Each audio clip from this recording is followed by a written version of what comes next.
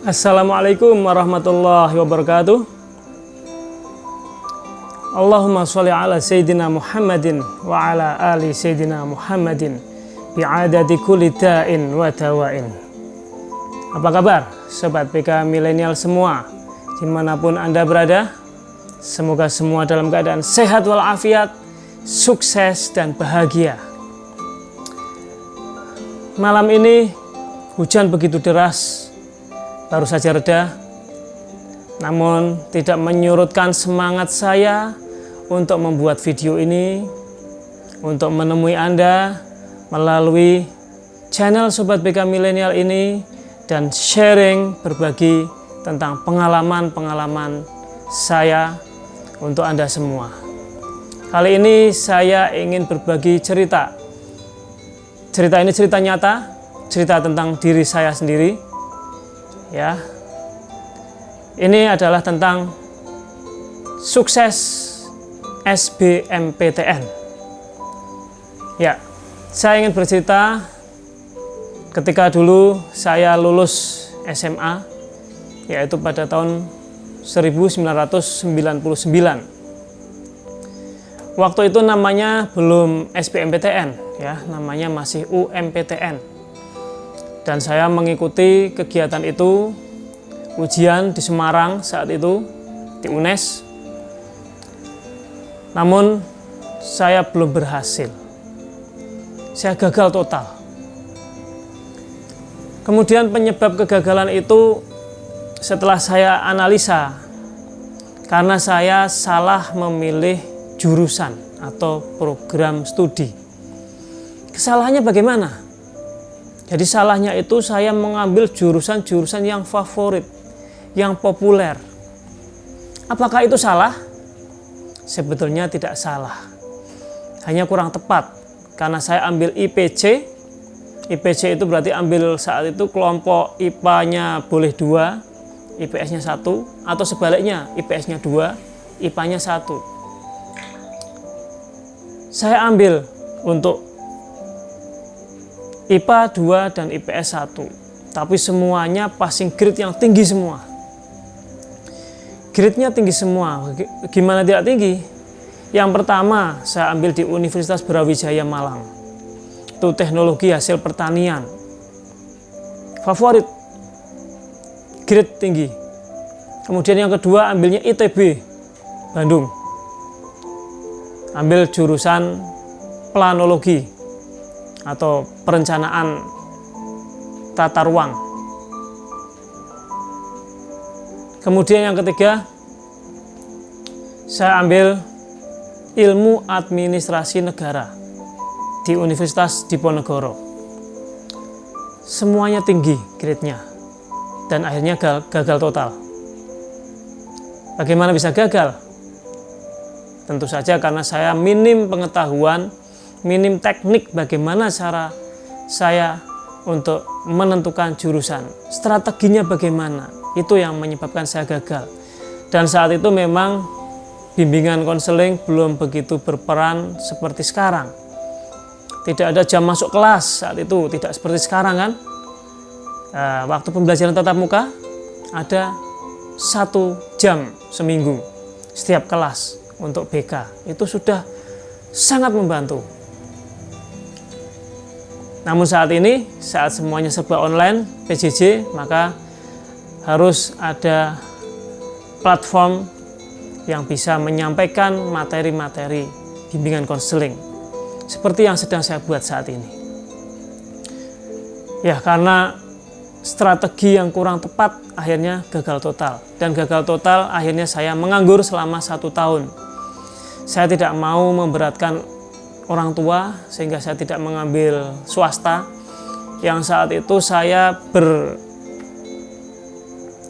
bahwa swasta itu mahal. Ya mungkin saat ini swasta dengan negeri ya hampir seimbang ya, hampir seimbang tergantung prodi yang diambil. Menganggur selama 1 tahun itu sangat tidak nyaman, sangat tidak menyenangkan. Saya bisa dibilang madesu, masa depan suram. Rambut saya tidak pernah saya potong, saya sampai panjang sebahu. Ya. seperti orang yang tidak terurus, tidak punya masa depan sama sekali. Dan kemudian ada kesempatan yang kedua, yaitu di tahun 2000. Saya mencoba untuk mengikuti tes UMPTN di tahun yang kedua tersebut. Tapi saya karena di Semarang saya sudah gagal, saya beranggapan saya harus lebih jauh lagi. Akhirnya saya ikut tes di Surabaya. Saya mencoba lintas rayon ya, saat itu rayon C kalau tidak salah di Surabaya. Karena saya dulu itu lulusan IPA.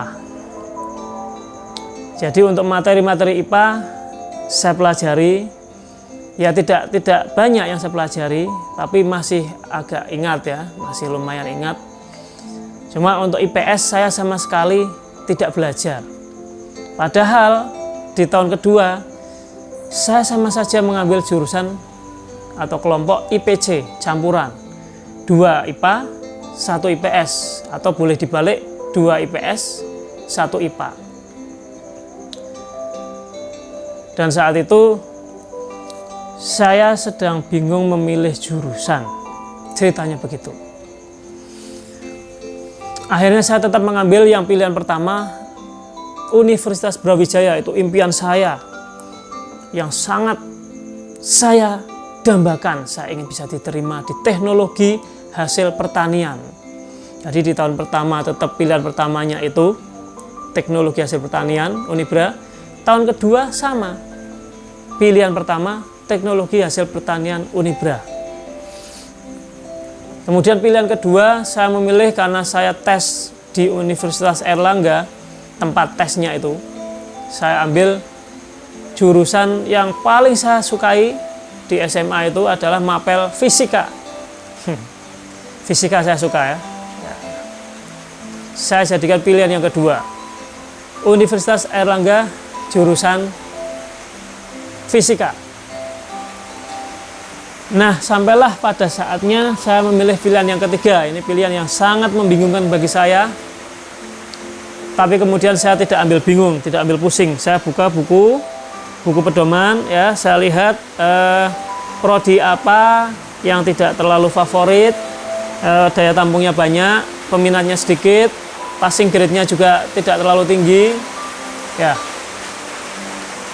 Akhirnya saat itu ada 2 pilihan. Yang pertama itu olahraga, karena paman-paman saya itu di bidang olahraga, jadi saya coba apa saya ngikuti di bidang olahraga.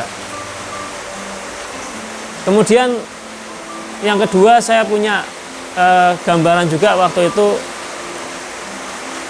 Hasil dari saya baca tadi, saya coba bimbingan konseling. Di antara 2 itu, saya masih bingung itu, mana yang saya mau jadikan pilihan. Akhirnya pada saat pengisian lembar formulir pendaftaran di Surabaya, saya isi aja bimbingan konseling. Nggak tahu dari mana feeling saya itu, saya kok mantep bimbingan konseling. Tapi mantep saya itu mantep yang tidak bagus. Paling saya tidak diterima. Ngapain dipikirin? Akhirnya saya ambil bimbingan konseling. Saya yakin saya bisa diterima di pilihan yang pertama, atau apes-apesnya pilihan yang kedua. Itu saya sudah bahagia. Saya tidak memperhitungkan untuk pilihan yang ketiga. Saya anggap, ini untung-untungan aja lah. Apalagi IPS, saya tidak belajar sama sekali. Kemudian tiba saatnya hari ujian UMPTN, ujian masuk perguruan tinggi negeri. Jadi ada 2 hari ya, yang kelompok pertama kelompok ilmu kelompok pengetahuan umum, yaitu untuk hari pertama, dan kemudian untuk hari kedua baru kelompok sesuai kelompoknya, kelompok IPA, kelompok IPS. Setelah IPC itu berarti kelompok IPA dan IPS. Kemudian saya mulai mengerjakan hari pertama sudah sukses. Kemudian hari kedua saya mengerjakan kelompok IPA. Karena kelompok IPA, materi IPA itu saya masih lumayan ingat. Jadi saya kerjakan optimal. Meskipun saya mengikuti bimbingan belajar itu hanya 1 bulan dan tidak selesai. Sudah 1 bulan tidak selesai. Karena saya harus menunggui nenek saya yang sakit saat itu. Tapi saya merasa apa yang saya kerjakan, saya sudah optimal untuk kelompok IPA. Kemudian istirahat, dan setelah itu jam kedua kelompok IPS digelar. Saya mengerjakan untuk materi IPS. Materi IPS ketika saya buka soalnya, soal nomor 1 saya baca, tidak saya jawab. Nomor 2 saya baca lagi, tidak saya jawab. Nomor 3 saya buka, saya baca lagi, tidak saya jawab. 3 soal membuat saya pusing. Akhirnya apa yang terjadi? Saya tutup soalnya. Saya letakkan. Waktu itu masih pakainya pensil 2B sama lembar jam komputer. Saya berdoa kepada Allah, ya Allah, saya mau mengerjakan materi IPS ini, mohon berikan petunjuk kepada saya. Saya tidak bisa, saya tidak mampu, saya sudah benar-benar tidak mampu untuk mengerjakan sebagaimana mestinya. Dibaca, dipikir, kemudian baru dijawab, itu saya merasa tidak mampu saat itu. Sehingga saya hanya pasrah kepada Allah. Dan kepasrahan saya itu, akhirnya saya mengerjakan kelompok IPS, kemampuan IPS tadi, tanpa membaca soal sama sekali. Saya kerjakan dari nomor 1 sampai nomor 100 kalau tidak salah itu. Soalnya kelihatannya 100. Kalau saya tidak salah ya, soalnya agak lupa, sudah cukup lama, tahun 2000. Sudah 21 tahun yang lalu.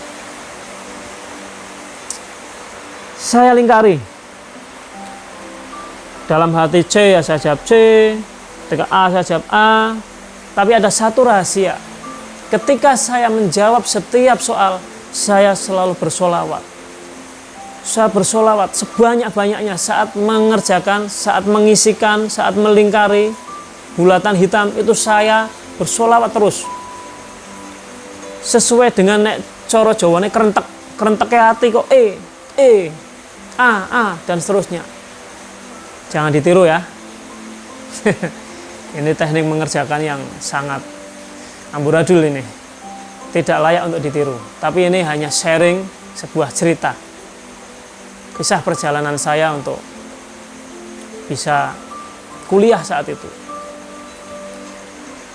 Saya kerjakan sampai selesai. Dan sekitar ya 15 sampai 20 menit selesai. Karena tidak baca soal tidak lama ya. Selesai, saya kumpulkan ke pengawas. Pengawasnya kaget, kok sudah selesai mas? Sudah, cukup. Saya sudah selesai. Sudah sampai pak, saya mau pulang. Terus saya pulang. Diantar paman saya ke rumahnya ya, di waktu itu ditungguin ya, Om Santika namanya. Paman saya itu mengantar jemput saya karena beliau ngajar di Surabaya. Jadi ya beruntunglah saya ada saudara di sana, saya bisa menginap di sana. Sudah, kisah tentang tes UMPTN selesai, tinggal menunggu pengumuman. Dengan harap-harap cemas ya, penuh harapan meskipun ada sedikit kecemasan. Dan akhirnya hari pengumuman tiba. Tahukah Anda apa yang terjadi? Ternyata ketika saya cari nama saya di koran, pengumuman waktu itu di koran ya, pakainya koran, tulisannya kecil-kecil, wah jumlahnya ratusan, banyak sekali. Saya cari, dan ternyata ada nama saya. Alhamdulillahirrabbilalamin. Saya sangat bersyukur ada nama saya lolos UMPTN. Tapi ketika saya lihat jurusan apa yang diterima, bimbingan konseling, innalillahi wa inna ilaihi raji'un. Itu sungguh kejadian sangat ajaib bagi saya, sangat unik bagi saya. Saya senang, tapi saya juga ada perasaan yang kecewa. Tapi kemudian saya putar. Saya harus bahagia, saya harus bersyukur karena sudah diterima. Allah mengabulkan permintaan saya. Allah memberikan jalan kepada saya untuk kuliah. Meskipun itu jurusan yang tadi saya remehkan, sama sekali tidak saya perhitungkan. Asal-asalan. Dan saya anggap itu saya salah jurusan. Benar-benar salah jurusan. Tapi apa boleh buat, setelah saya berpikir merenung beberapa hari, saya harus registrasi, saya harus daftar ulang, saya harus ambil bimbingan konseling. Yang akhirnya itu menjadi karir saya sampai hari ini sebagai guru bimbingan konseling.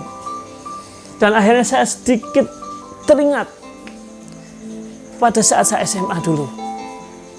Mungkin saya agak bandel saat SMA.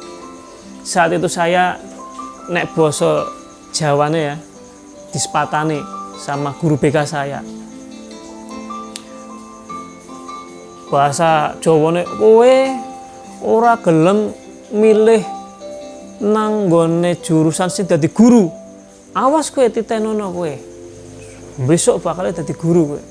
Dia tidak ngomong, beliau tidak bilang kalau bimbingan konseling. Tapi ternyata saya masuknya pendidikan dan itu bimbingan konseling. Wah, luar biasa, unik sekali cerita perjalanan saya. Saya merasa itu hal yang sangat ajaib bagi saya. Ya, itu sedikit cerita dari saya, kisah perjalanan saya mengikuti UMPTN sehingga saya diterima di jurusan bimbingan konseling. Ya, dan sampai saat ini saya merasa bangga menjadi guru bimbingan konseling. Ya, itu dulu kisah yang bisa saya sampaikan, yang bisa saya ceritakan untuk Anda. Sharing cerita ini ya, semoga ada manfaatnya. Yang baik silahkan dicontoh, yang tidak baik tidak usah dicontoh. Karena saya belum merasa menjadi orang yang baik, tetapi hanya ingin selalu menjadi orang yang baik. Jadi silakan bisa dicontoh yang baik-baik saja. Terima kasih. Sebelum saya akhiri, saya sampaikan pesan ya. Tetap patuhi protokol kesehatan untuk mencegah penyebaran COVID-19. Jadi protokol kesehatan harus tetap dipatuhi, pakai masker ya ketika keluar, kemudian cuci tangan pakai sabun atau hand sanitizer sampai bersih, kemudian jaga jarak. Semoga kita semua selalu dilindungi Allah dan selalu sehat walafiat. Saya akhiri, mohon maaf. Assalamualaikum warahmatullahi wabarakatuh. Salam BK, peduli siswa.